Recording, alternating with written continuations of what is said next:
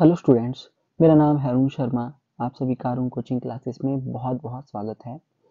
बच्चों, आज का जो हमारा टॉपिक है वो है accounting treatment of goodwill on admission of a partner. ठीक है कि जब भी कोई नया पार्टनर फर्म में आता है तो उस टाइम जो है गुडविल का क्या ट्रीटमेंट होता है, ये बहुत ही ज़्यादा इंपॉर्टेंट है। यहाँ से जो है ऐसा क्वेश्चन आपको पढ़ सकता है। ठीक है।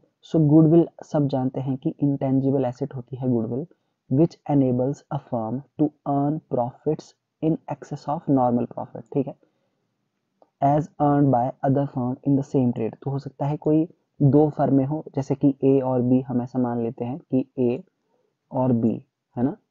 ओके, ए बी दो फर्में हैं और बच्चों दोनों का जो ट्रेड है वो जैसे क्लॉथ का है, कपड़ों का है। ठीक है, बट ए का जो प्रॉफिट होता है वो होता है 5 लाख रुपए एक साल का, और बी का जो प्रॉफिट होता है वो होता है 10 लाख रुपए।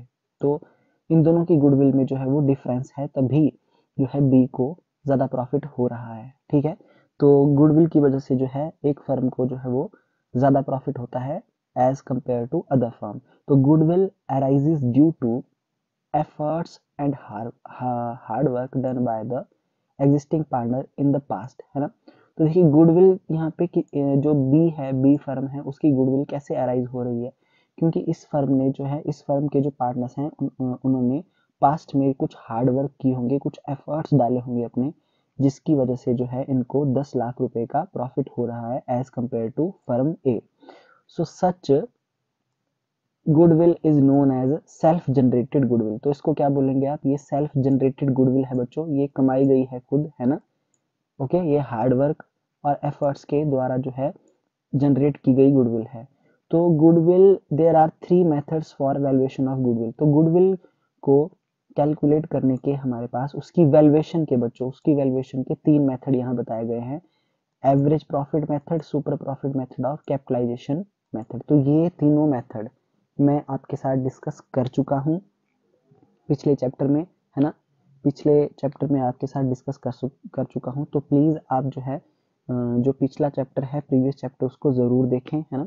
सो at the time of admission, जब एडमिशन होगी नए पार्टनर की, तो new partner acquires his share of profit from existing partner, है ना। तो अभी हमने 6 केसेस किए हैं बच्चों, है ना। तो नया पार्टनर क्या करता है, पुराने पार्टनर से अपना शेयर ऑफ प्रॉफिट जो है वो एक्वायर करता है। तो in response to this new partner compensate the sacrificing partner. तो इस केस में क्या होता है, देखिए जब नया पार्टनर पुराने पार्टनर से जो प्रॉफिट का शेयर एक्वायर करेगा, तो बदले में वो क्या करेगा, सैक्रिफाइस करने वाले पार्टनर्स को अमाउंट जो है वो कुछ पे करेगा, है ना, कुछ कंपनसेशन देगा। और वो जो अमाउंट पे करेगा बच्चों, उसको हम बोलेंगे गुडविल, है ना, यानी कि प्रीमियम ऑफ गुडविल। ठीक है बच्चों, तो गुडविल मतलब अमाउंट पे करेगा गुडविल की फॉर्म में, है ना, जो भी पैसा देगा एज अ गुडविल वो पे करेगा। ठीक है, प्रीमियम ऑफ गुडविल को पे करेगा। तो यहाँ पे क्या बोला गया है, recording of goodwill on admission of a new partner.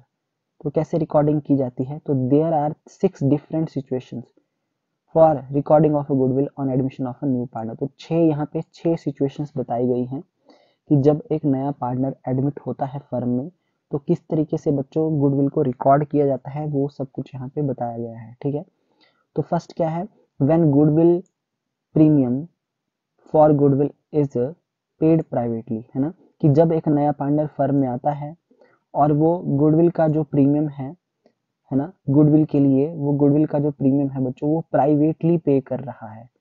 ठीक है, तो उस केस में क्या जर्नल एंट्रीज होंगी, कैसे रिकॉर्डिंग की जाएगी, है ना, ये सारी चीजें मैं आपको सिखाऊंगा। दूसरी, when premium for goodwill is brought in cash, है ना, मतलब जैसे वो गुडविल का प्रीमियम कैश में लेके आता है और उसको बिजनेस में ही रिटेन किया जाता है। ठीक है, तीसरा केस है when premium for goodwill is brought in cash and is withdrawn bye sacrificing partner in full और इन अ पार्ट, है ना, मतलब जैसे कि सपोज करिए 5,000 रुपए वो गुडविल का ब्रॉट करके आता है नया पार्टनर, पर बट उसको सैक्रिफाइस करने वाले जो पार्टनर है वो विड्रॉ कर लेते हैं, या तो सारा अमाउंट या तो हाफ पार्ट।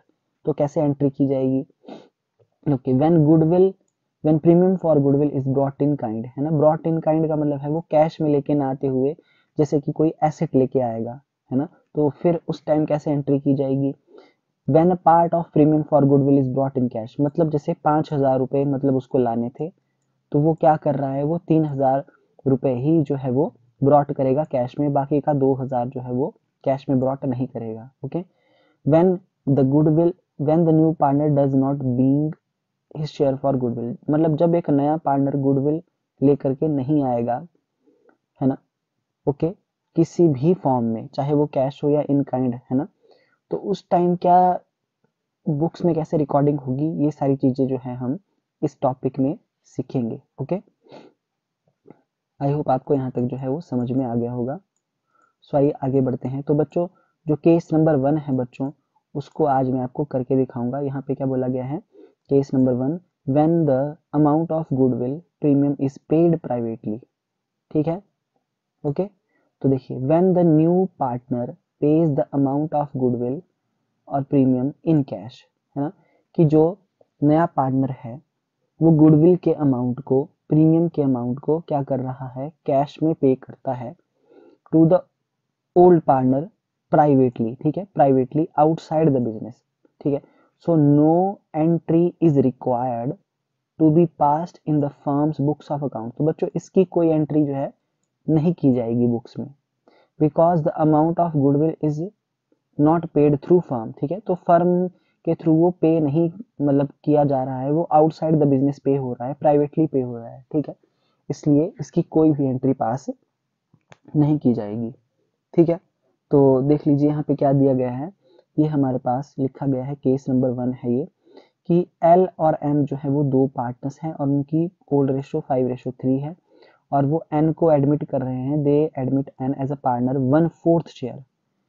ठीक है, तो एन का शेयर क्या है, 1/4, तो N paid 1 lakh rupees paid privately to L and M, है ना, as his share of goodwill. तो जो एन है वो प्राइवेटली पे कर रहा है कितना, 1 लाख रुपए बच्चों।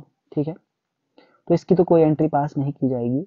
सो एन ऑल्सो ब्रिंग कैपिटल, देखिए वो कैपिटल लेके आ रहा है, तो pass the general entry on admission of N. तो बच्चों मैं आपको अभी बता देता हूँ, इसकी इस केस में अगर ऐसा आपके पास क्वेश्चन आता है, तो इस केस में जो है वो एक ही एंट्री पास होगी, वो होगी कैपिटल की। ठीक है, तो हम क्या करेंगे, जल्दी से जनरल बना लेंगे।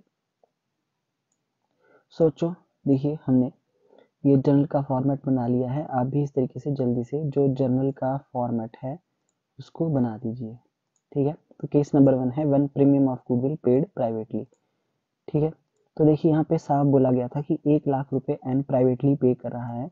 सो जो पहली एंट्री जो होगी इसकी बच्चों, है ना, तो मैं यहाँ पे पहली एंट्री जो लिखूंगा, मैं लिखूंगा no entry passed for goodwill, है ना। ठीक है, गुडविल की तो कोई भी एंट्री यहाँ पे पास नहीं होगी, चाहे आप ये वर्किंग नोट में भी नोट छोड़ सकते हैं। ठीक है, जो दूसरी एंट्री पास होगी वो होगी कैपिटल की। एन जो है ब्रिंग कर रहा है कैपिटल को, जब भी कोई पार्टनर कैपिटल ब्रिंग करता है तो हम क्या लिखते हैं, कैश, है ना, या ओब्लिक करके मैं बैंक अकाउंट को डेबिट कर लेता हूँ, है ना, बैंक अकाउंट जो है यहाँ पे डेबिट हो जाएगा। ठीक है, डेबिट करूंगा टू, मैं यहाँ पे क्या लिखूंगा, टू एंस कैपिटल अकाउंट। ठीक है, ओके बच्चों, तो ये जो है जर्नल एंट्री हम यहाँ पे ऐसे लिख देंगे। ओके, तो वो कितने की कैपिटल लेके आ रहा है, 5 लाख की।